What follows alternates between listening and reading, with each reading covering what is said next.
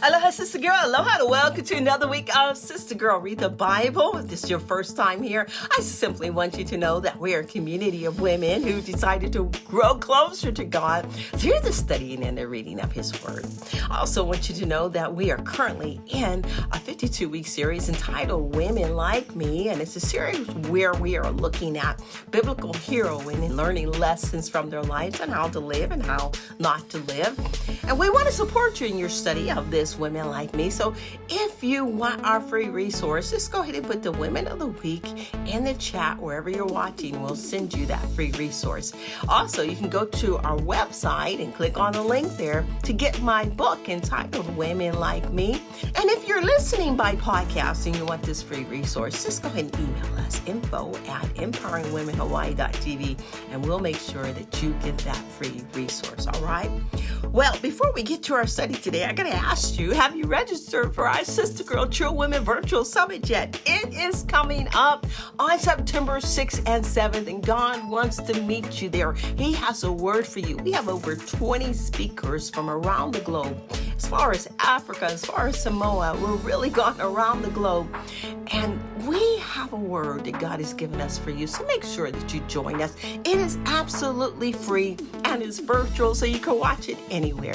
Go to our website today, right now, empoweringwomenhawaii.tv, and register for our Sister Girl True Women Virtual Summit. All right. Well, my Sister Girl, you are in for a treat today. We have a guest speaker who's going to be teaching us on the life of Ruth. Would you welcome with me, April Orr? Hi, Sister Girls. Thank you so much for being here. I just want to encourage each of you today with a teaching from the book of Ruth. Pastor A had asked if I would be interested in presenting something, and I asked the Lord, and this is what I got. So the book of Ruth, setting the scene. There is a man, Elimelech, his wife, Naomi, and the two sons, Chilion and Mahlon. I don't know how to say those names exactly right. But these four, due to a famine, have left Israel, and they are now in the land of Moab. And one important thing that we need to remember, and I'm sure that you've heard this or been told this by someone else, the tribe that Elimelech came from is actually the Ephrathites from Bethlehem in Judah. So that's very important later on. It's a good connection to remember. It doesn't tell us exactly when Elimelech dies. We know that they arrived in the land of Moab, and we know that the two sons, Naomi and Elimelech, all four of them are together. And we know that at some point Elimelech dies. And at that point, or after that point even, it says in verse number 3, Elimelech, the husband of Naomi, died. She was left with her two sons. These took Moabite wives. The name of one was Orpah, and the name of the other was Ruth. They lived there about 10 years. Then Mahlon and Chilion died. So the woman was left without her two sons and her husband. So the woman they're referring to is Naomi. Naomi now has no husband. She has no sons. And in this culture and in this day, that is a very hard thing. It is an unsafe thing. For her to not be with her people and not have a male protection is also a dangerous thing. But Naomi hears food is now returned. So she's going home. She's done being in Moab. Nothing but bad things have happened to her in the land of Moab. And she tells her daughter-in-laws she's going home. Well, the daughter-in-laws prepare to go. And as Naomi's leaving, the daughter-in-laws are going with her. Orpah and Ruth are both following her. They are staying by her side. And she turns to them and she says, daughters, she gives them a blessing. If you look at verse 8, Naomi said to the two daughters on the way, go return each of you to her mother's house. May the Lord deal kindly with you as you have dealt with the dead and with me. Verse 9, the Lord grant that each of you may find rest in the house of her husband. Then she kissed them, and they lifted up their voices, and they wept. And they said to her, no, we will return with you to your people. Verse 11 says, but Naomi said, turn back, my daughters. Why will you go with me? Have I yet sons in my womb that they may become your husbands? Turn back, my daughters. Go your way, for I am too old to have a husband. If I should say I have hope, even if I should have a husband this night and bear sons, would you therefore wait till they were grown? Would you refrain from marrying? No, my daughters, it's exceedingly bitter for me, for your sake, that the hand of God has gone out against me. And then they cried again. The girls cried. Now, what happens? Orpah kisses her mother and she goes back to her people, her mother-in-law, and she goes back to her people. And it says that she returns to her gods. Okay. But Ruth doesn't. Ruth says something that I think every believer who's walked with the Lord at one time has heard this verse. She says, do not urge me to leave you or to return from following you. For where you go, I will go. Where you lodge, I will lodge. Your people shall be my people, and your God, my God. Where you die, I will die, and there will I be buried. So Ruth says, no way, I'm going with you.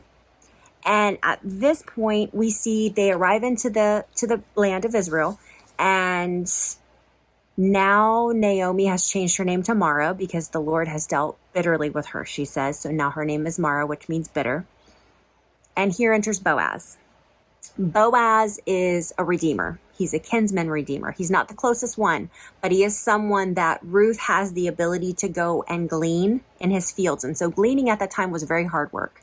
It was hot in the sun, in the summer, during barley season. So if you've ever walked through a hay field, and I've walked through a field of hay, it's very itchy and it's very coarse on your skin, and there's bugs and it's hot.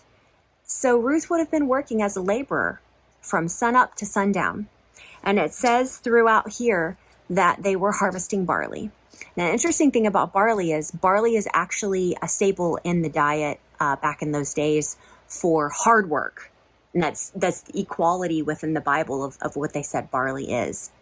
And actually barley, the measures of barley that were given to Ruth later by Boaz are reflective of a bride price, but we'll get there. So enter Boaz. Boaz sees Ruth. Boaz goes and inquires about Ruth.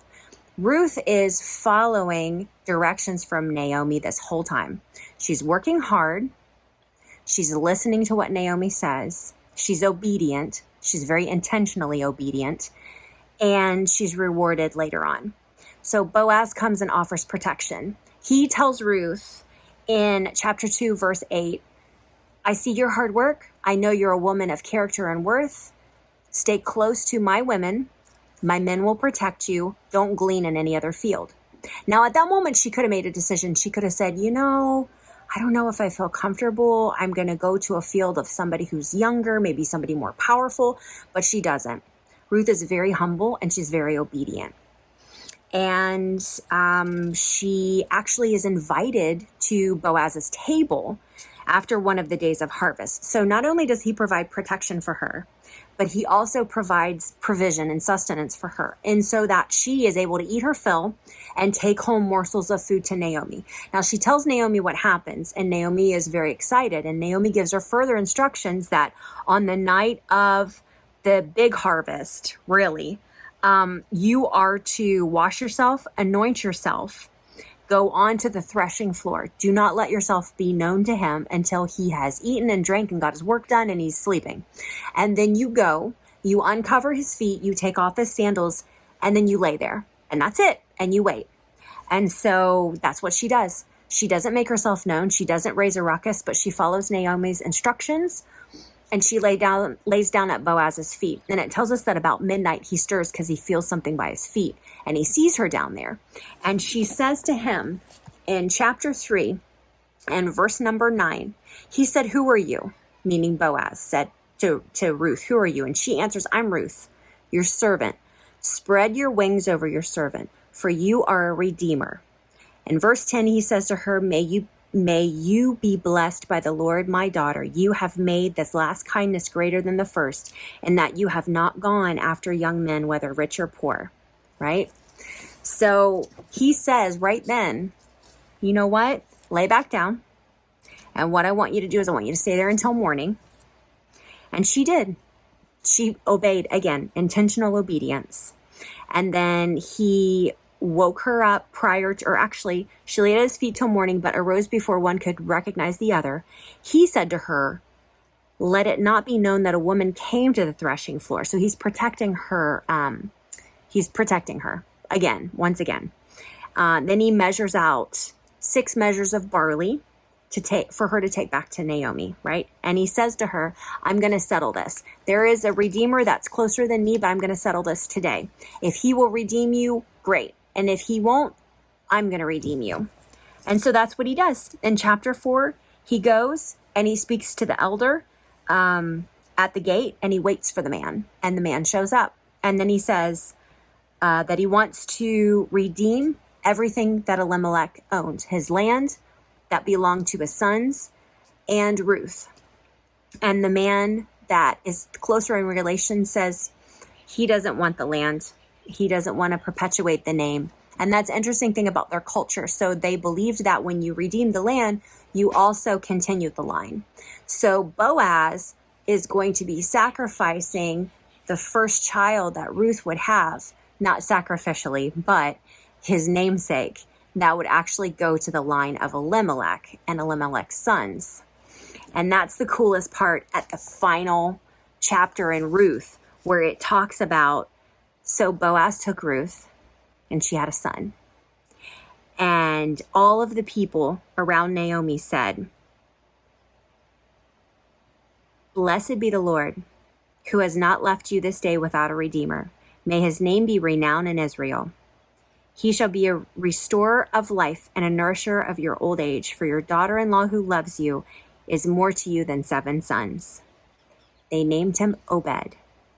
He was the father of Jesse, who was the father of David.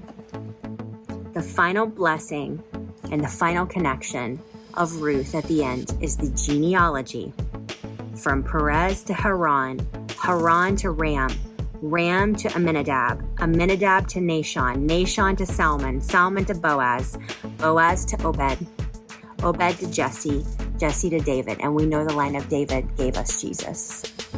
So intentional obedience is in Ruth. Redeemer is in Ruth. Restorer is in Ruth. And we know who that is. That is Jesus Christ.